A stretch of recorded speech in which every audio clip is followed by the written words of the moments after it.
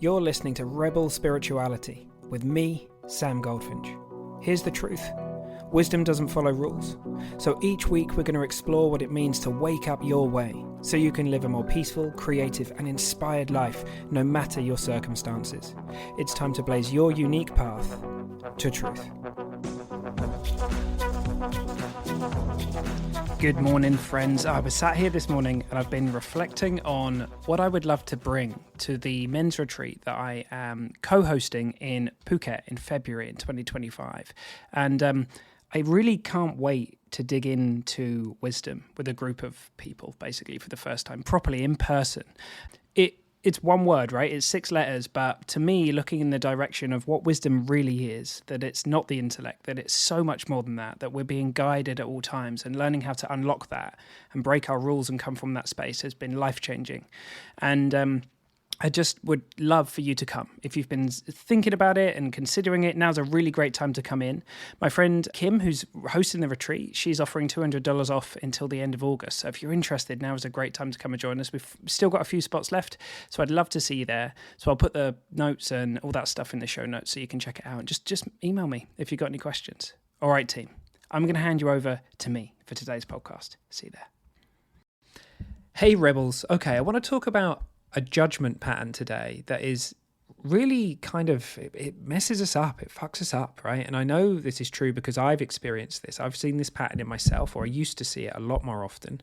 And I've noticed in the thousands of people I've coached and I've seen this, it's very common, and it may be common for you too. It's this: for any of us who have been on the kind of personal development journey or the spiritual path or however we relate to it, after a while we get to this point in time where we think, well, I've learned so much, I understand more about myself, I shouldn't be having certain moods anymore. So I shouldn't be having periods where I feel down or where I feel sad or whether I feel anything, right?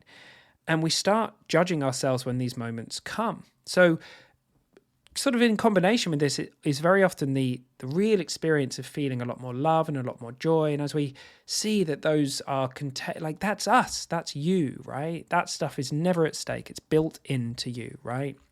Which is just amazing. But then when our level of consciousness drops, when we find ourselves in a mood, as I say, we judge ourselves for it, right? We make it wrong, or we tell ourselves off for it. We, in a way, one way of thinking about this is that we become sad about our sadness, right? Or we become angry about the fact that we're angry. Or maybe we get anxious about the fact that we're going to be anxious, right? Now that there may be other things in play here, like being fearful or having an innocent misunderstanding about feelings and thinking that they're not safe, right? That we can't handle them. So these things playing in, they add layers of thinking. They often add layers of suffering. And we don't have to do that. We don't have to do that. The reality is that for the rest of time, for all of the time that we're in this human body, right, and that we're here, we're going to be experiencing the human condition.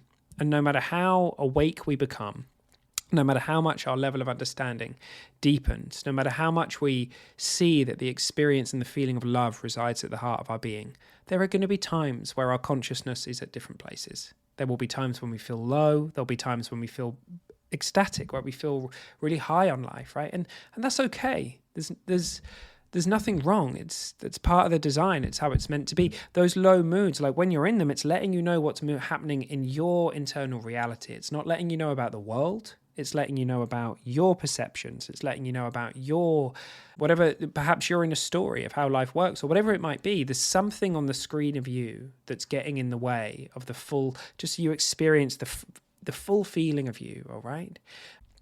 In fact, it's not even fair to say that, because the full feeling of you is always there. It's infused into all of these feelings. These feelings are beautiful, right? It's all that there are no mistakes.